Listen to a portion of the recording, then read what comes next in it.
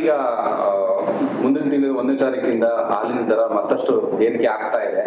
So ಈ ಬಗ್ಗೆ ತಮ್ಮ ಕಾರ್ಯಕ್ರಮ ಈ ವಿಚಾರವಾಗಿ ಮೊದಲನೇದಾಗಿ ಮಾನ್ಯ ಮುಖ್ಯಮಂತ್ರಿಗಳಾದಂಥ ಸಿದ್ದರಾಮಯ್ಯ ಸಾಹೇಬರು ಮತ್ತು ಎಲ್ಲ ಸಂಪುಟದ ಸಚಿವರಿಗೆ ನಾವು ರೈತರ ಪರವಾಗಿ ಧನ್ಯವಾದಗಳನ್ನ ಹೇಳಲಿಕ್ಕೆ ಇಷ್ಟಪಡ್ತೀನಿ.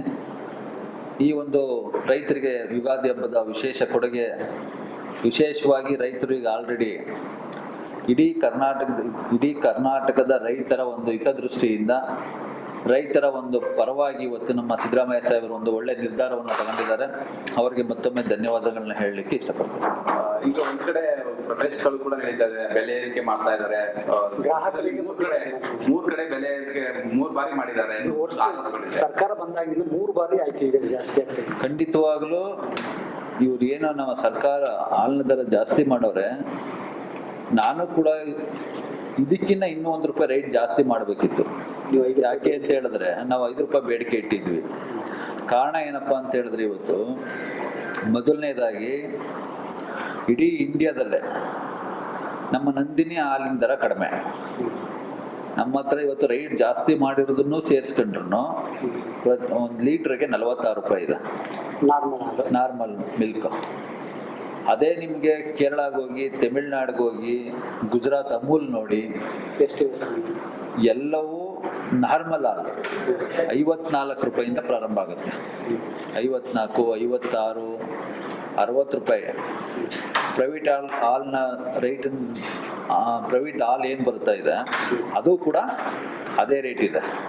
ಹಂಗಾಗಿ ನಾವು ₹4 ಜಾಸ್ತಿ ಮಾಡಿರುವಂಥದ್ದು ಗ್ರಾಹಕರಿಗೂ ಕೂಡ ಏನು ಹೊರೆಯಲ್ಲ ಅಂತ ನಾನಾದ್ರೂ ಭಾವಿಸ್ತೀನಿ. ಯಾಕೆ ಅಂತ ಹೇಳಿದ್ರೆ ಇವತ್ತು ಪ್ರತಿಯೊಂದು ರೈತರಿಗೆ ಬೇಕಾಗಿರ್ತಕ್ಕಂತಹ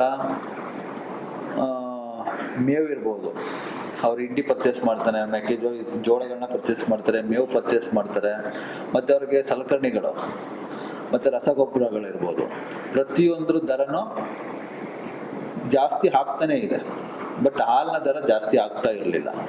ಹಾಗಾಗಿ ನಾವು ರೈಟ್ನ ಬೆಲೆನ ಜಾಸ್ತಿ ಮಾಡಿರ್ತಕ್ಕಂಥದ್ದು ಒಂದು ಒಳ್ಳೆಯ ನಮ್ಮ ಕರ್ನಾಟಕದಲ್ಲಿ ಹೈನುಗಾರಿಕೆ ಇನ್ನೊಂದಷ್ಟು ಇಂಪ್ರೂವ್ ಆಗಲಿಕ್ಕೆ ಸಹಕಾರಿಯಾಗ್ತದೆ. ಸರ್, ಈಗ ಗ್ರಾಹಕರು ಒಂದು ಸ್ವಲ್ಪ ಅಸಮಾಧಾನ ಆಗಿದ್ದಾರೆ, ಈ ಬೆಲೆ ಮತ್ತೆ ಏರಿಕೆ ಆಗ್ತಾರೆ. ಅವ್ರಿಗೆ ನೀವೇನು ಹೇಳ್ತೀರಾ ಸರ್?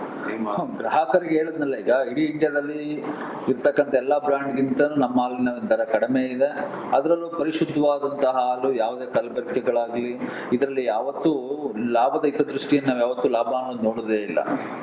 ರೈತರ ಅನುಕೂಲಕ್ಕಾಗಿ, ರೈತರಿಗೋಸ್ಕರ, ರೈತರಿಂದನೇ ಕಟ್ಟಿರ್ತಕ್ಕಂಥ ಸಂಸ್ಥೆ ಇದು. ರೈತರ ಸಂಸ್ಥೆ, ಅವರು ರೈತರ ಮಕ್ಕಳಾಗಿರ್ತಾರೆ. ಸಿಟಿಲಿ ಇರ್ತಕ್ಕಂಥವ್ರು ಗ್ರಾಹಕರು ಕೂಡ ಅವರು ಕೂಡ ರೈತರ ಮಕ್ಕಳೇ. ಎಲ್ಲೋ ಒಂದ್ ಕಡೆ ಅವ್ರ ತಂದೆನೋ ಅವ್ರ ತಾತನೋ ಯಾರೋ ಅವರು ಎಲ್ಲ ಮೂಲ ಬಂದು ರೈತರೇ ಇರ್ತಾರೆ. ಹಾಗಾಗಿ ಅವ್ರಿಗೇನು ನಾವೇನು ₹4 ರೇಟ್ ಜಾಸ್ತಿ ಮಾಡಿದೀವಿ, ಆ ₹4 ನಮ್ಮ ಒಕ್ಕೂಟಕ್ಕಾಗ್ಲಿ ಇಲ್ಲ ಸರ್ಕಾರಕ್ಕಾಗ್ಲಿ ಎಂಥದ್ದು ಇಲ್ಲ. ಆ ₹4 ಕೂಡ ನೇರವಾಗಿ ರೈತರಿಗೆ ಕೊಡ್ತಕ್ಕಂಥ ಕೆಲಸವನ್ನ ನಾವು ಮಾಡ್ತೀವಿ.